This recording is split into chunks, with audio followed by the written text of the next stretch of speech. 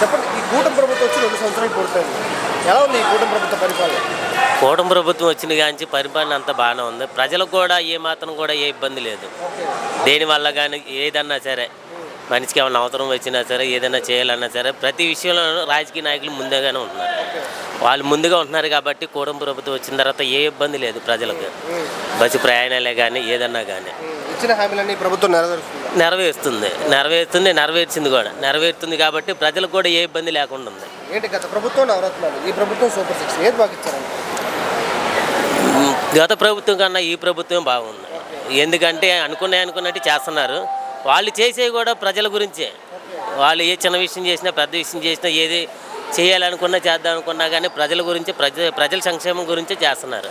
అలా చేసిన దానికి వాళ్ళని ఇంకా ప్రోత్సహించాలి కానీ వాళ్ళు తప్పు వీళ్ళు తప్పులు అనేది మనం అనుకోవాలి. ఏంటి అమరావతి మావిగన్ మీరు దేన్ని సపోర్ట్ చేస్తారు?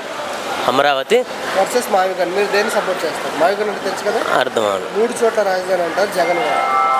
మనకి అమరావతి రాజధాని చేస్తేనే సరే అందరికీ అనుకూలంగా ఉంటుంది ఏదన్నా కానీ. వీళ్ళు తీసుకెళ్ళి ఎక్కడో రాజధాని చేసేసరికి అయితే ప్రజలు ఎక్కడ ఏది ఇప్పుడు వాళ్ళు వచ్చి వీళ్ళు మార్చి వాళ్ళు మార్చే కన్నా దగ్గరలో ఉన్న చేసుకుంటేనే కదా మంచిది. మచిలీపట్నం, గుంటూరు, విజయవాడ ఈ 3టిని రాజధాని చేస్తారంటున్నారు జగన్ గారు. అవన్నీ జరగని పనులేదు సార్. అవన్నీ జరగని పనులు. జరిగే పనులు ఏమైనా ఉంటే చేయాలి కానీ జరగని పనుల గురించి అంశంతో ఎన్నికల్లోకి వస్తారంట ఆయన. అవి నేను అదేగా చెబుతున్నాను. ఇప్పుడు ఒక ప్రభుత్వం వచ్చిన తర్వాత మంచి పనులు చేస్తే ఆ ప్రభుత్వాన్ని ఎవరు మర్చిపోతారు? ఇప్పుడు మంచి పనులు చేసేటప్పుడు ఆ ప్రభుత్వాన్ని ఎవరు మర్చిపోతారు? ఎవరు మర్చిపోరుగా. ఆ ప్రభుత్వం రావాలని కోరుకుంటారు.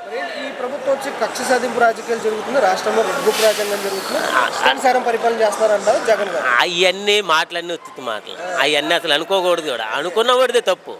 కళ్ళతో చూస్తున్నాం, చెవులతో వింటున్నాం. నెక్స్ట్ జగన్ 2.0 వస్తుంది అంటున్నారు ఆయన. ఏది వచ్చినా ఏది రాపోయినా సరే ఒక ప్రభుత్వం మంచి పనులు చేసినప్పుడు ఆ ప్రభుత్వాన్ని ఎవరు మర్చిపోరు.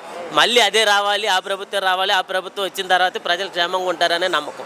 ఓవరాల్గా ఈ కూటమి ప్రభుత్వం గురించి చెప్పాలంటే మీరు ఏం చెప్తారు? కూటమి ప్రభుత్వం వచ్చిన తర్వాత అంతా బాగుంది.